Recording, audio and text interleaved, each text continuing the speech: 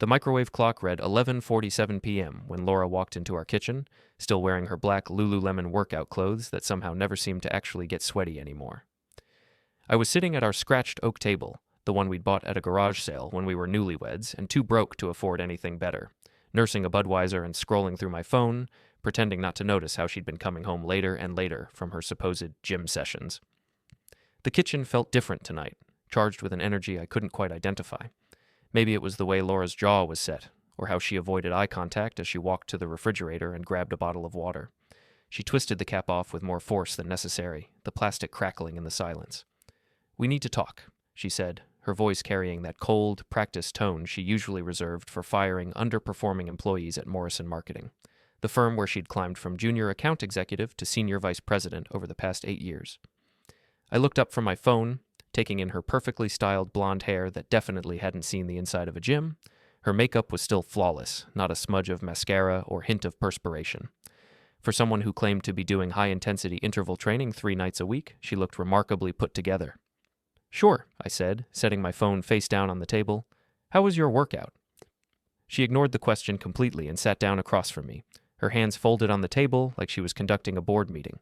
The water bottle sat unopened in front of her, condensation already forming on the plastic. After 10 years of marriage, I knew that look. It was the same expression she wore when she was about to deliver bad news to a client. Controlled, distant, rehearsed. "I regret being with you," she said, just like that. No build-up, no softening the blow, no attempt at gentleness. Just 5 words that hit me like a sledgehammer to the chest. My heart actually stopped for a moment. I could feel it, that split second where everything in my body just ceased functioning. "What?" "I regret marrying you. I regret these 10 years. Her voice was steady, matter-of-fact, like she was reading quarterly earnings reports to shareholders. There was no emotion in it, no hint of the woman who used to laugh at my terrible jokes and steal bites of my dessert when we went out to dinner. I sat there, stunned, trying to process what I was hearing. The words seemed to echo in the kitchen, bouncing off the walls and settling into every corner of the room. 10 years.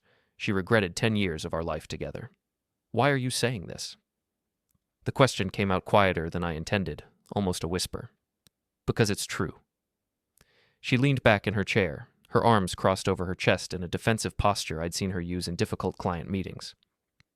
"I've been thinking about it for months, and I can't keep pretending anymore." Months. She'd been feeling this way for months and never said a word. While I was working 60-hour weeks at my consulting firm, trying to save up for the European vacation she'd mentioned wanting to take. While I was researching couples counselors because I'd noticed we seemed disconnected lately, while I was planning a surprise party for her 40th birthday next month. "What do you want?" The question felt like swallowing glass. "I want out. I want a divorce." The words hung in the air between us like smoke from a fire. I stared at her, this woman I'd shared a bed with for a decade, and realized I was looking at a complete stranger. When had she become so cold? When had her green eyes lost that warmth I'd fallen in love with at a company mixer 12 years ago? When had the woman who used to leave little love notes in my lunch become this ice queen sitting across from me? She stood up without another word and walked toward the bedroom, her footsteps echoing in the sudden silence. I could hear the hardwood floors creaking under her feet as she moved down the hallway, then the sound of our bedroom door closing with a soft click. I sat there for a long moment, staring at the spot where she'd been sitting. The water bottle was still there, still unopened, still sweating onto the table. I reached out and touched the condensation with one finger, watching the water droplet roll down the side of the bottle. 10 years. Gone. Just like that. I slowly reached up and twisted my wedding ring off my finger. It had left a permanent groove in my skin, a pale band where the sun had never touched. The ring felt heavier than it should have, considering it was just a simple gold band we'd bought at a jewelry store in the mall because we couldn't afford anything fancy. I set the ring on the table next to Laura's abandoned water bottle and stared at it. 10 years of my life, reduced to a small circle of gold sitting alone on our kitchen table. The same table where we'd eaten thousands of meals together, where we'd planned our future, where we'd sat and talked about buying a house and maybe having kids someday. Without really thinking about it, I pulled out my iPhone and took a picture of the ring. The camera focused automatically, making the gold band sharp against the blurred background of our kitchen. Then I opened Facebook and posted the photo with a simple caption, "Single again." I hit post and sat back down, the reality of what had just happened starting to sink in. My marriage was over, just like that. No fight, no tears, no dramatic scene like in the movies. Just Laura's cold declaration and my wedding ring on the table like evidence of a crime. From the bedroom, I could hear Laura moving around, probably packing a bag. The sound of drawers opening and closing, hangers scraping against the closet rod, the zipper of her suitcase, the mundane sounds of a life being dismantled. 5 minutes later, my phone buzzed with a notification. I expected it to be one of our mutual friends commenting on the post, probably asking what was wrong or if this was some kind of joke. Instead, it was a private message from Ashley Chen, the pretty brunette from accounting at Peterson & Associates, the consulting firm where I worked as a senior technical consultant. "Saw your post. Are you okay?" I stared at the message for a moment. Ashley and I had always been friendly at work, but our interactions had been limited to brief conversations in the break room and the occasional work-related email. She was probably 10 years younger than me, with long dark hair she usually wore in a professional bun and warm brown eyes that seemed to actually listen when you talked to her. I typed back, "Honestly, no." Her response came quickly. "If you want to talk, I'm here." "Thanks. I appreciate it." There was a pause, then another message appeared. "I know this might be weird timing, but I've had feelings for you for a while." I stared at the screen, genuinely surprised. Ashley had feelings for me? I tried to think back over our interactions, looking for signs I might have missed. There had been moments, times when she'd smiled at me in a way that seemed like more than professional courtesy, occasions when she'd found excuses to stop by my office to ask questions that could have been answered over email. Her next message continued, "I never said anything because you were married, but if you ever want to get coffee..." I thought for a moment, my thumb hovering over the keyboard. Was this too fast? Was I rebounding? Did it matter? Laura had just told me she regretted our entire marriage. She was in our bedroom packing to leave. Whatever we'd had was clearly over, had probably been over for months while I was too blind to see it. I typed back, "I'd like that." "Really?" "Yes, I need a distraction right now." "Tomorrow?" "Sure." I set my phone down and looked around the kitchen.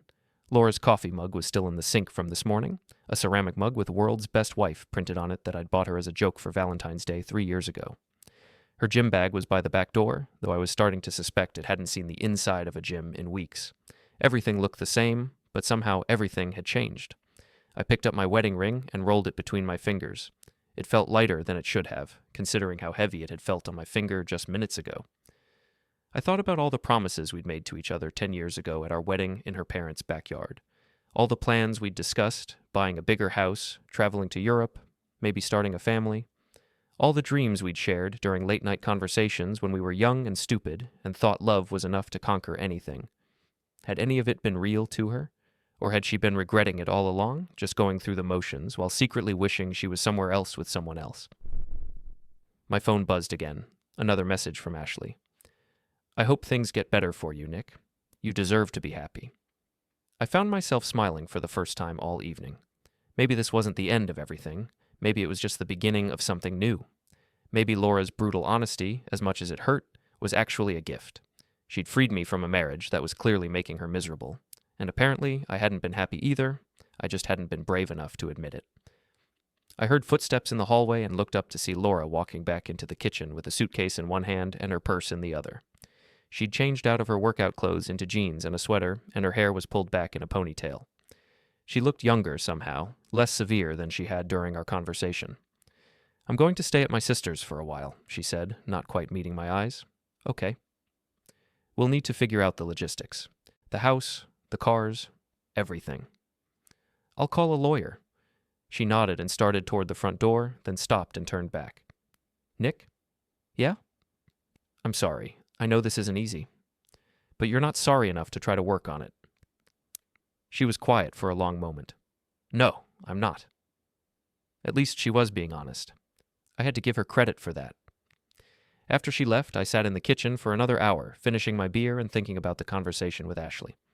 Tomorrow I would have coffee with a beautiful woman who apparently had feelings for me. Tonight, my marriage of 10 years had ended with all the drama of a business transaction. Life, I thought, was weird sometimes. The next morning, I met Ashley at Grind Coffee, a small independent coffee shop downtown that Laura and I had never been to together. It was the kind of place Laura would have dismissed as trying too hard. Exposed brick walls, mismatched furniture, local art hanging on the walls, and a chalkboard menu written in elaborate cursive. But it felt warm and welcoming in a way that the sterile Starbucks Laura preferred never had. Ashley was already there when I arrived at 9 o'clock, sitting at a corner table with 2 cups in front of her. She was dressed casually in dark jeans and a soft blue sweater that brought out her eyes, her long hair down instead of pulled back in the professional bun she usually wore at work. "I got you a black coffee," she said as I sat down across from her. I remembered from the office kitchen. "Thanks." I was genuinely touched that she'd noticed how I took my coffee. Laura had never bothered to learn that detail, even after 10 years of marriage. She drank elaborate lattes with multiple shots of flavored syrup, and she'd always assumed I wanted the same thing whenever she offered to bring me coffee. Ashley was prettier than I'd really noticed at work, probably because I'd trained myself not to notice attractive women once I got married. Her skin was smooth and clear, with just a light touch of makeup that enhanced rather than masked her natural beauty. When she smiled, it reached her eyes in a way that seemed genuine and unguarded. "So," she said gently, wrapping her hands around her own cup, "what happened?" I told her everything. How Laura had been coming home late from her supposed gym sessions for months. How distant and cold she'd become. How we'd barely had a real conversation in weeks. I described the scene in the kitchen the night before. Laura's matter-of-fact delivery, her complete lack of emotion, the way she'd packed and left like she was checking out of a hotel. Ashley listened without interrupting, her expression growing more sympathetic with each detail. She didn't try to offer solutions or play devil's advocate or suggest that maybe Laura was just going through a phase. She just listened, really listened, in a way that felt foreign after months of conversations with Laura that felt more like status updates than actual communication. "She just said she regretted everything?" Ashley asked when I finished. "Like that? Out of nowhere?" Like she was ordering coffee. No emotion, no explanation, no attempt to work on things. Just, "I regret being with you." That's horrible. Ashley reached across the table and touched my hand briefly. The contact was warm and comforting, and I realized how long it had been since someone had touched me with genuine affection instead of obligation. Her loss, honestly. I keep thinking I should have seen it coming. There were signs, you know? The late nights, the distance, the way she'd check her phone constantly and then put it face down when I walked into the room. You trusted your wife. That's what you're supposed to do in a marriage. Maybe I was naive. Maybe she was a better liar than you gave her credit for. We talked for 2 hours. Ashley told me about her job in accounting, how she'd started at Peterson & Associates straight out of college and worked her way up to senior accountant over the past 5 years. She talked about her love of hiking and camping, her family in California, her rescue dog named Charlie, who was apparently part golden retriever and part something unidentifiable but adorable. She was easy to talk to, genuinely interested in what I had to say, quick to laugh at my admittedly rusty attempts at humor. It struck me how long it had been since I'd had a real conversation with someone who actually seemed to enjoy my company. Laura had been going through the motions for months, maybe longer, responding to my attempts at conversation with distracted mm-hms and "that's nice, honey," while scrolling through her phone. "I should probably get going," I said finally, checking my watch and realizing it was almost noon. "This was really nice," Ashley said, gathering her purse and jacket. "I mean, obviously not the circumstances, but talking with you like this." "Yeah, it was. Thank you for reaching out last night. I needed this more than I realized. Maybe we could do it again sometime? When you're feeling up to it?" "I'd like that. A lot." We exchanged phone numbers, and Ashley gave me a quick hug before we parted ways in the parking lot. It was innocent enough, but I found myself thinking about the warmth of her body against mine for the rest of the day. Over the next week, Ashley and I met for coffee 3 more times. Each conversation felt more natural, more connected. She made me laugh, really laugh, for the first time in months. When she talked about her work, or her hobbies, or her family, her whole face lit up with enthusiasm. When she asked about my job or my interests, she actually listened to the answers instead of waiting for her turn to talk. On our 4th coffee date, she reached across the table and took my hand when I was telling her about my divorce lawyer consultation. "Are you okay with this?" she asked. "I mean, us spending time together? I don't want to be a rebound or make things more complicated for you." "You're not a rebound," I said, squeezing her hand gently. "You're the first good thing that's happened to me in a long time." She smiled, and I felt something I hadn't experienced in years. Genuine happiness. Not contentment, not satisfaction, but actual joy. A month later, after my divorce papers had been filed and Laura had moved out permanently, Ashley and I went on our first official date. Dinner at Romano's, a small Italian restaurant on the outskirts of town, followed by a walk through Riverside Park under the streetlights. When I kissed her goodnight on her doorstep, it felt like coming alive again. "I've been wanting to do that since our first coffee," she whispered against my lips. "Why didn't you?" "Because I wanted to be sure you were ready. I'm ready." We started dating officially after that. Real dates, dinner and movies, hiking trips, lazy Sunday mornings reading the paper together. Ashley introduced me to things Laura had never been interested in: live music at small venues, farmers markets, camping trips where we cooked over an open fire and fell asleep looking at the stars. When I posted a photo of us together on social media, Ashley laughing at something I'd said, both of us looking genuinely happy, it got more likes and positive comments than anything I'd posted in years. That's when Laura texted me. "Who is that?" I stared at the message for a moment before responding. "A coworker. You moved on fast. You wanted a divorce? I didn't think you'd start dating immediately." The hypocrisy was stunning. She'd been emotionally checked out of our marriage for months, had told me she regretted our entire relationship, had packed her bags and left without a backward glance. But somehow I was the bad guy for finding happiness with someone else. "Why do you care?" I typed back. There was a long pause before her next message. "Because we're still married." "Legally, yes. Emotionally, no. You made that crystal clear." "Maybe I made a mistake." I stared at those words on my screen, feeling a mix of anger and disbelief. Now she thought she'd made a mistake? After destroying 10 years of marriage with 5 brutal words? After moving out and refusing to even consider counseling? "Too late," I replied. "Can we talk? Please? I miss you." "You should have thought about that before telling me you regret being with me." I was angry. I was confused. I didn't mean it. "Were you angry and confused for 10 years? No response. I showed the text exchange to Ashley when she came over that evening. She read through it with a frown, then handed my phone back. "She's panicking," Ashley said. "Seeing you happy with someone else is making her realize what she threw away. Too bad." "Are you tempted? To talk to her, I mean?" "Not even a little bit. She had her chance to talk, to work on things, to fight for our marriage. Instead, she chose to end it in the cruelest way possible." Ashley curled up next to me on the couch, her head on my shoulder. "I'm glad she did." "Yeah?" "Because otherwise I never would have gotten the chance to fall in love with you." My heart stopped. "You love me?" She looked up at me, her brown eyes serious. "I do. I love you, Nick." "I love you too." We made love that night for the first time, slow and tender and full of emotion that had been missing from my physical relationship with Laura for longer than I cared to admit. Afterward, as Ashley slept curled against my side, I thought about how different this felt from my marriage, how present and connected and alive I felt with her. Laura had done me a favor, I realized. Her brutal honesty had freed me from a relationship that was slowly killing my spirit. Her regret had become my liberation. The next day, I filed for divorce officially, using her own words as grounds for irreconcilable differences. My lawyer said it would make the process straightforward, especially since Laura had already moved out and we had no children or significant shared assets beyond the house and our retirement accounts. "This should be pretty clean," Tom Mitchell, my attorney, said as he reviewed the paperwork.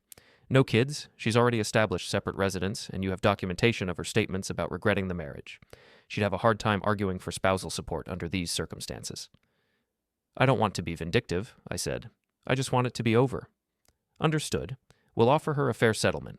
She can take her personal belongings, her car, and half of the savings account. You keep the house and your retirement funds. Sound reasonable?" More than reasonable. But as it turned out, the divorce wouldn't be quite as simple as Tom had predicted. While going through paperwork to prepare for the divorce proceedings, I decided to clean out our home office and separate Laura's documents from mine. It was a tedious process. 10 years of marriage generates a lot of paperwork, but I wanted everything organized before the lawyers got involved. That's when I found the manila folder hidden behind Laura's hanging files in the bottom drawer of our shared desk. The folder was labeled "Personal" in Laura's neat handwriting, and something about the way it was concealed made me curious. I probably should have just set it aside with her other belongings, but something made me open it. Inside were receipts that told a story I hadn't been prepared for. Hotel receipts from the Oakwood Suites, an upscale extended stay hotel about 20 minutes from our house. Expensive restaurants I'd never been to. Gas stations across town, nowhere near Laura's gym or office. All dated over the past 6 months. All on nights when Laura had claimed to be working late or at her fitness classes. My hands shook as I spread the receipts across the kitchen table. The pattern was clear and devastating. Every Tuesday and Thursday for months, Laura had been somewhere else entirely, spending money we couldn't really afford on what was obviously an affair. I sat back in my chair, feeling like the world's biggest idiot. How had I missed this? How had I been so blind? All those nights when she'd come home claiming to be exhausted from her workout, smelling like expensive perfume instead of sweat. All those times she'd been too tired for physical intimacy, claiming her new fitness routine was draining all her energy. My phone rang, startling me out of my thoughts. The caller ID showed Mrs. Peterson, my elderly neighbor who kept track of everyone's comings and goings on our street with the dedication of a CIA operative. "Nick, dear, I hope you don't mind me calling," she said in her wavering voice. "But I heard about you and Laura separating." "News travels fast, Mrs. Peterson." "Well, you know how it is in the neighborhood. I just wanted you to know I saw her car at that fancy hotel on Maple Street several times over the past few months. The Oakwood Suites. I wasn't sure if I should mention it, but now that you're getting divorced..." "The Oakwood Suites, the same hotel from the receipts." "I appreciate you telling me, Mrs. Peterson." "I'm sorry, dear. I always liked you better anyway. Laura was always so cold. Never had time to chat when I'd see her in the yard." After hanging up, I stared at the receipts again. The evidence was right there in black and white, but I still couldn't quite believe it. Laura had been having an affair for months. While I was working overtime to pay our mortgage, while I was planning surprise romantic gestures she always seemed too busy to appreciate, while I was trying to figure out why our marriage felt so strained, she was with someone else. The anger hit me like a physical force. Not just anger at Laura, but at myself for being so trusting, so naive. I'd believed every lie, made excuses for every suspicious behavior, given her the benefit of the doubt even when my gut was telling me something was wrong. I drove to the Oakwood Suites that afternoon, not sure what I was looking for, but needing to see the place where my marriage had really ended. It was exactly the kind of upscale, discreet location someone would choose for an affair, expensive enough to feel special, but not so exclusive that it would draw attention. I parked across the street and just sat there, trying to process what I'd learned. The receipts showed charges not just for the hotel room, but for expensive dinners, boutique shopping, even a men's clothing store. Laura had been spending our money on her lover, buying him gifts while telling me we needed to tighten our budget. That evening, I went through our shared credit card statements more carefully, looking for patterns I'd missed before. The evidence was overwhelming once I knew what to look for. Every Tuesday and Thursday for 6 months. Dinner at restaurants I'd never heard of, followed by charges at the Oakwood Suites. Sometimes there were additional charges at upscale men's stores, expensive cologne, even jewelry that I'd never seen Laura wear. She hadn't just been having an affair, she'd been conducting a full-blown relationship on my dime. I made copies of everything and called my lawyer. "Tom, it's Nick Alton. I need to add adultery to the divorce filing." "Do you have proof?" "Receipts, credit card statements, witness testimony from my neighbor. She's been having an affair for at least 6 months." "Well, that changes things significantly. Adultery affects property division in this state. Can you bring me everything tomorrow?" "I'll be there first thing in the morning." That night, I did something I probably shouldn't have. I drove back to the Oakwood Suites and waited in the parking lot. It was Thursday, which according to the pattern in the receipts, was one of Laura's regular nights. At 7:30 p.m., Laura's white Honda Accord pulled into the parking lot. She was dressed up in a red dress I'd bought her for our anniversary last year, her hair and makeup done perfectly. She walked confidently toward the hotel entrance, checking her phone as she went, completely oblivious to my presence across the parking lot. 5 minutes later, a black BMW pulled up to the valet stand. A man got out, tall, athletic, probably in his early 40s. He was wearing an expensive suit and moved with the kind of confidence that comes from never having to worry about money.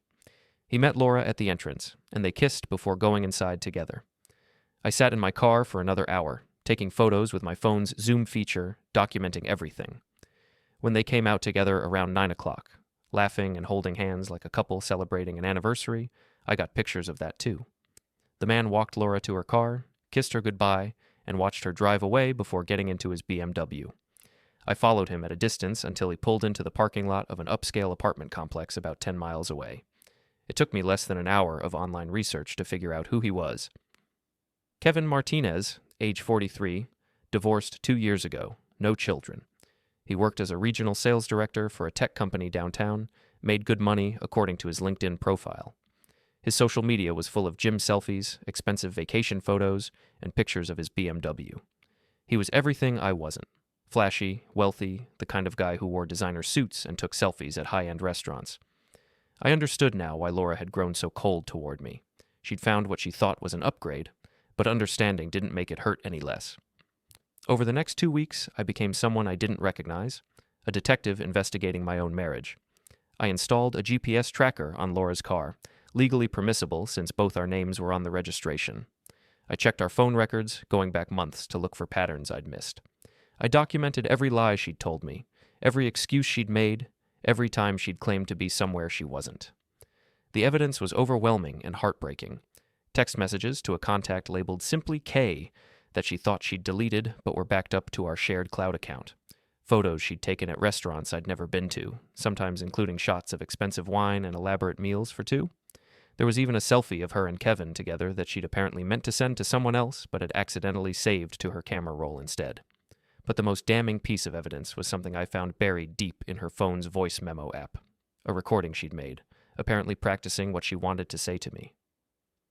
"Nick, I can't do this anymore," her voice said through my phone's speaker, sounding rehearsed and artificial.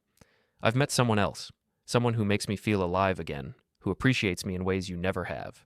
You're a good man, but you're not the right man for me. I regret marrying you. I regret wasting all these years pretending we had something real." She'd practiced breaking my heart.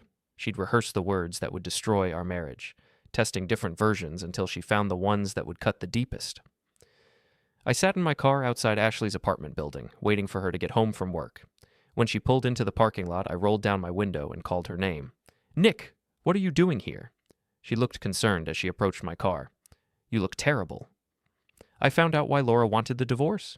Ashley got in the passenger seat, and I told her everything. I showed her the receipts, the photos, the text messages, the voice recording. She listened with growing anger on my behalf, her face flushing with indignation. "What a complete witch," she said when I finished. "I'm sorry. I know she's still technically your wife, but soon-to-be ex-wife. And you're right. She practiced breaking up with you, like it was a presentation for work?" "Multiple times, apparently. There are 3 different versions of that voice memo." Ashley reached over and took my hand. "I'm so sorry, Nick. You didn't deserve this." I keep thinking about all the times she made me feel like I wasn't good enough, like I wasn't trying hard enough in our marriage. Meanwhile, she was spending our money on another man and planning her exit strategy. "What are you going to do?" "My lawyer says with this evidence of adultery and financial misconduct, I can protect most of my assets in the divorce. She won't be entitled to half of everything like she would in a no-fault divorce." "Good. She doesn't deserve anything from you." Ashley leaned over and kissed me then, soft and warm and full of genuine affection. It was exactly what I needed, a reminder that not all women were capable of Laura's level of deception and cruelty. "I'm falling for you, Nick," she whispered against my lips. "I know the timing is complicated, but I needed you to know. I'm falling for you, too. You're the only thing keeping me sane right now." That night, I called Tom Mitchell and gave him everything. Photos, receipts, text messages, voice memos, credit card statements, a complete record of Laura's 6-month affair. Tom whistled low when he saw the extent of the evidence. "This is a slam dunk," he said, spreading the documents across his desk. "She'll be lucky to walk away with her personal belongings and her car." "I don't want to destroy her," I said, though even as I said it, I wasn't sure it was true. "I just want what's fair." "After what she did? Fair would be her getting nothing, but we'll be reasonable. She can have her personal items, her car, and maybe a small settlement to help her get back on her feet. You keep the house, your retirement accounts, and the bulk of your savings." "What about spousal support? With evidence of adultery? She'd have to be delusional to ask for it. Any judge would laugh her out of court." The next morning, Laura received the updated divorce papers, including the adultery filing and a detailed accounting of her affair-related expenses. She called me within an hour, and I could hear the panic in her voice. "You hired a private investigator?"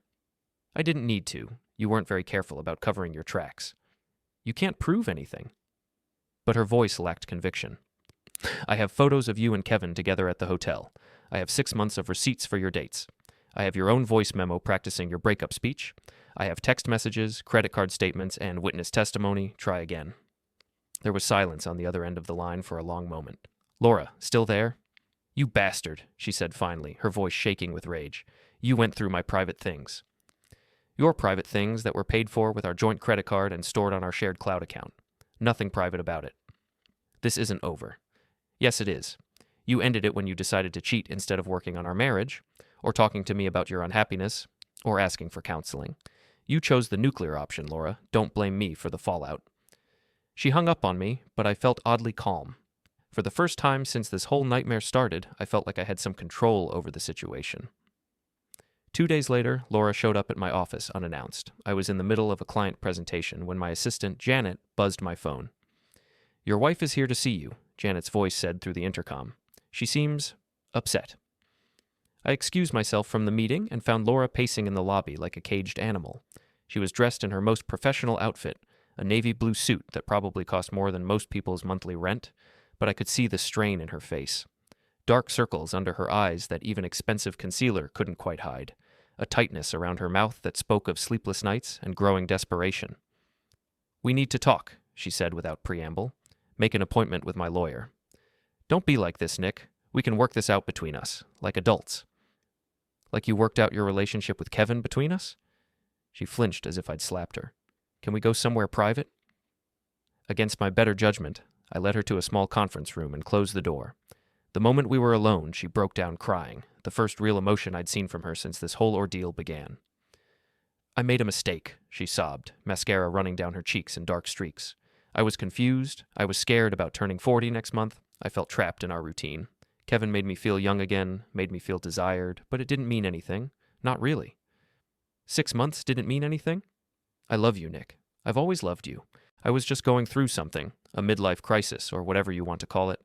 I handled it badly, but it doesn't mean our marriage has to be over." I stared at her, this woman who had coldly told me she regretted our entire relationship, who had practiced her breakup speech like a corporate presentation, who had spent thousands of our dollars on another man. Now she was crying and claiming it was all a mistake.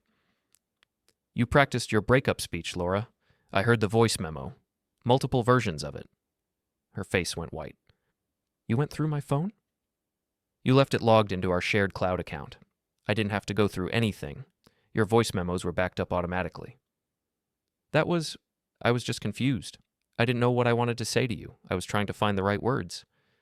The right words to destroy our marriage? Mission accomplished." She reached across the conference table and grabbed my hands, her grip desperate. "Please, Nick, don't do this. Don't throw away 10 years over one mistake." "One mistake?" I pulled my hands free. "You had an affair for 6 months. You spent our money on another man. Money we didn't have to spare.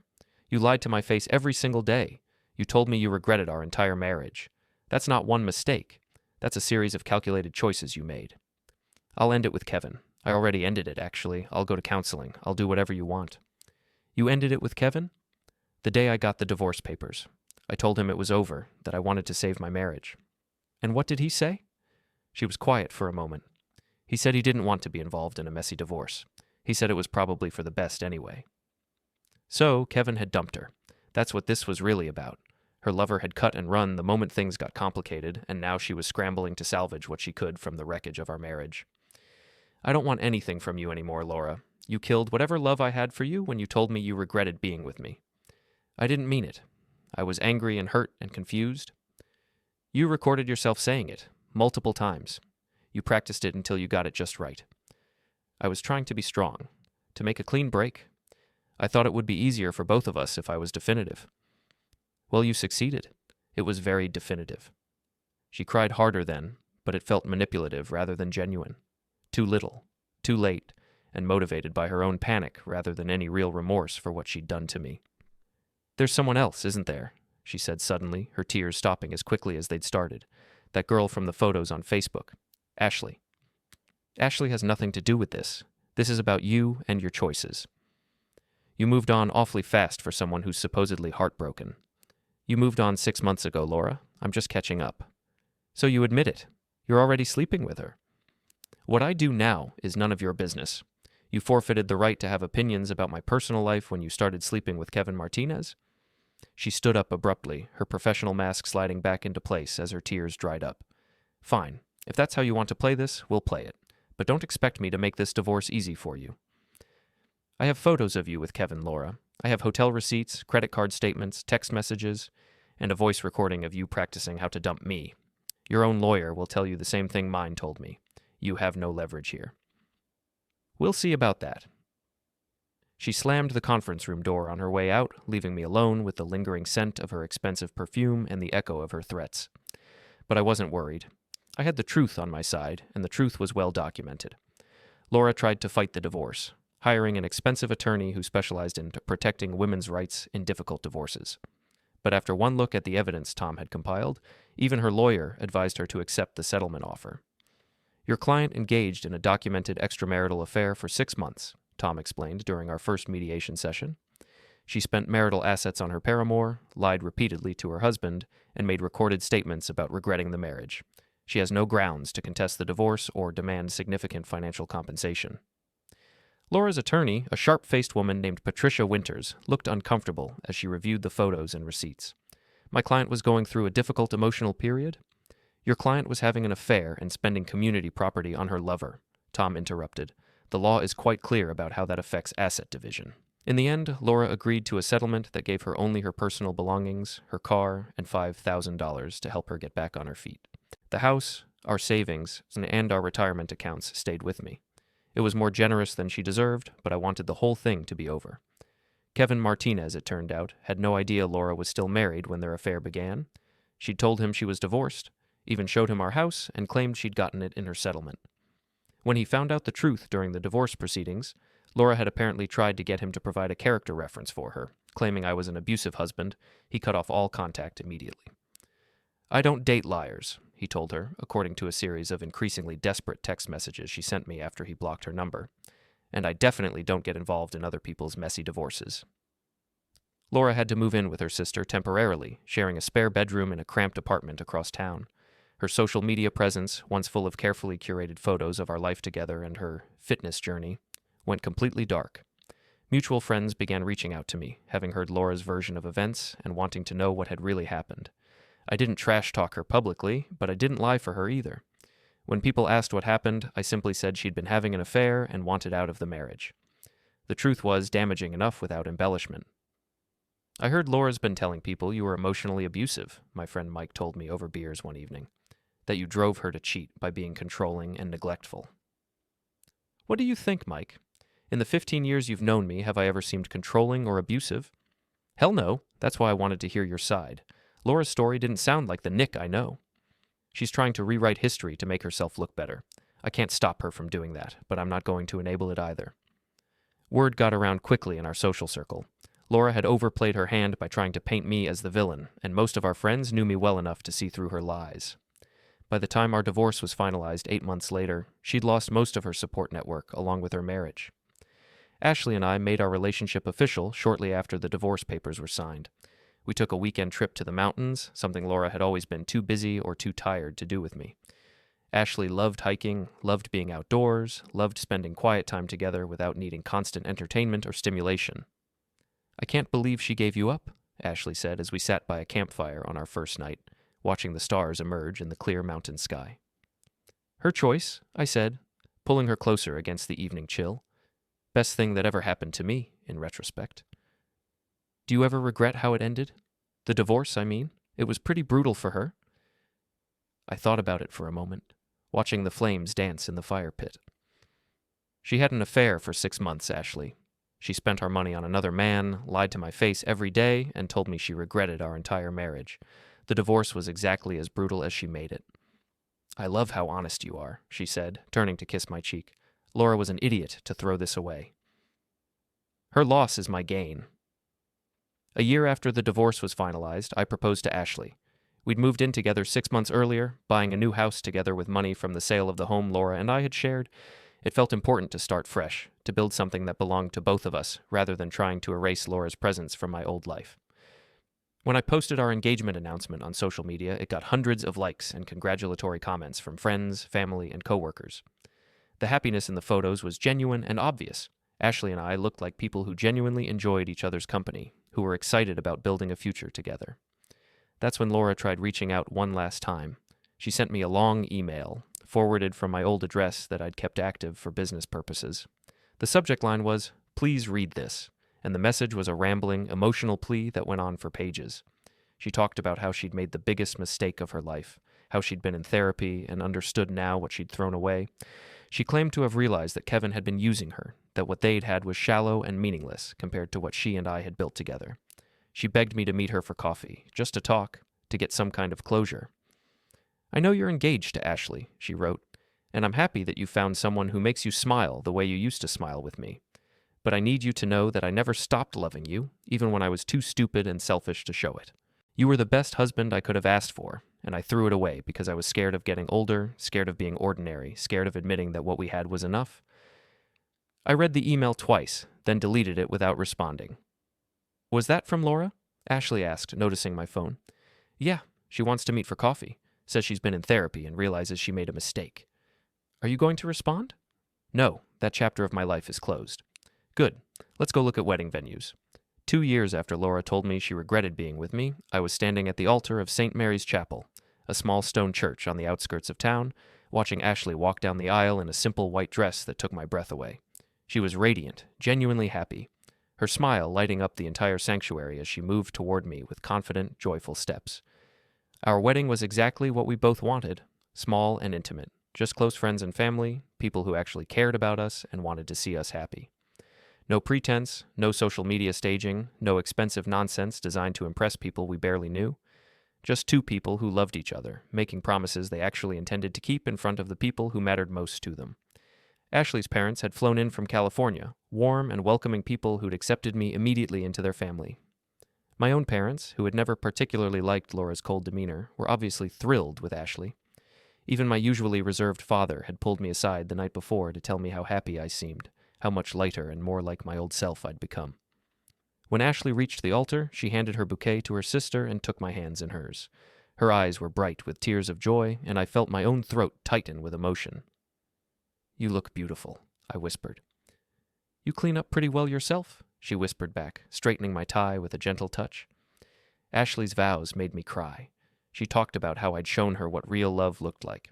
Honest, supportive, present, consistent. She promised to never take me for granted, to always communicate openly and honestly, to choose our marriage every single day even when it wasn't easy. You make me want to be the best version of myself, she said, her voice strong and clear despite the tears on her cheeks. You see me, really see me, in a way that makes me feel valued and cherished. I promise to see you the same way, to love you not just for who you are today, but for who you're still becoming. When it was my turn, I looked out at the small gathering of people who'd supported us through everything. Ashley's family, my parents and sister, close friends from work, even Mrs. Peterson from my old neighborhood, who'd insisted on coming to see me properly settled with a good woman. 2 years ago, I began, my voice steadier than I'd expected, someone told me they regretted being with me. It was the most painful thing I'd ever heard, but it was also the most honest thing they'd ever said to me, because it freed me to find someone who doesn't regret a single moment we spend together.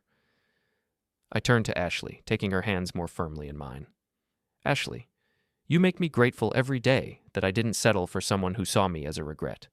You see me as a gift, and I see you the same way. You've taught me the difference between being married and being in love, between sharing a house and building a home, between going through the motions and actually living. There wasn't a dry eye in the church, including mine. I promise to love you, with the same honesty and openness you've shown me. I promise to never let you wonder where you stand with me, to never make you feel like you're asking for too much when you're asking for basic love and respect.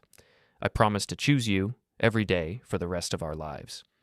The reception was held at the Riverside Inn, a charming bed and breakfast with a garden perfect for outdoor dining. We danced to At Last by Etta James, and I thought about how perfect the song choice was. At last, I'd found someone who chose me every day, someone who saw a future with me instead of a regret, someone who loved me for who I was instead of resenting me for who I wasn't. During dinner, I got a text from an unknown number. I almost deleted it without reading it, but something made me open the message. Saw the wedding photos on Facebook. You look happy. I'm sorry for everything. I hope she knows how lucky she is. L. I showed the message to Ashley, who read it and handed my phone back with a slight frown. Are you going to respond? She asked. No, that part of my life is over. Good. Let's cut the cake. We fed each other wedding cake like teenagers, laughing and getting frosting on our faces, completely absorbed in each other and the celebration of our new beginning. When I looked around at our guests, people who were genuinely happy for us, who'd supported our relationship from the beginning, I felt a contentment I'd never experienced in my previous marriage. Later that night, in the bridal suite at the inn, Ashley curled up next to me in bed, still wearing her wedding lingerie, her hair loose around her shoulders. How do you feel, Mr. Alton? She asked, tracing patterns on my chest with her finger. Like the luckiest man alive, Mrs. Alton. I love the sound of that. Mrs. Alton? Any regrets? I asked, thinking of Laura's words from 2 years ago. Ashley propped herself up on her elbow and looked at me seriously. Only that it took us so long to find each other. What about you? Same. I regret all the time I wasted in a marriage where I had to wonder if I was loved. You'll never have to wonder about that with me. We made love as husband and wife for the first time, slow and passionate and full of the kind of deep emotional connection that had been missing from my physical relationship with Laura for years. Afterward, as Ashley slept peacefully in my arms, I thought about the journey that had brought us here. Laura's betrayal had destroyed me at the time, but it had also freed me from a marriage that was slowly killing my spirit. Her affair had been the catalyst for me finding real love, real partnership, real happiness. Her brutal honesty about regretting our relationship had hurt beyond words, but it had also prevented me from wasting more years trying to save something that was already dead. 5 years later, Ashley and I have 2 beautiful children, Emma, age 3, and James, 18 months. Our house is full of the kind of warmth and laughter that I never experienced with Laura. We communicate openly about everything, support each other's dreams and ambitions, and choose each other every single day. Ashley never makes me guess how she feels about me. She tells me she loves me every morning when we wake up and every night before we go to sleep. She shows me through her actions, her attention, her genuine interest in my thoughts and feelings. We fight sometimes, like all couples do, but we fight fair and we always work through our problems together instead of letting them fester or looking for escape routes. I heard through mutual friends that Laura eventually remarried, a quiet ceremony with a man she met through her job, no social media announcement, no fanfare. I hope she's happy. I hope she learned something from the wreckage of our marriage. I hope she never again tells someone she loves that she regrets being with them. But mostly, I don't think about her at all anymore. That chapter of my life is completely closed, and the new one is everything I never knew I wanted. Sometimes the most painful thing someone can say to you turns out to be the greatest gift they ever give you. Laura's regret became my freedom. Her betrayal became my breakthrough. Her ending became my beginning, and I've never regretted a single moment of it.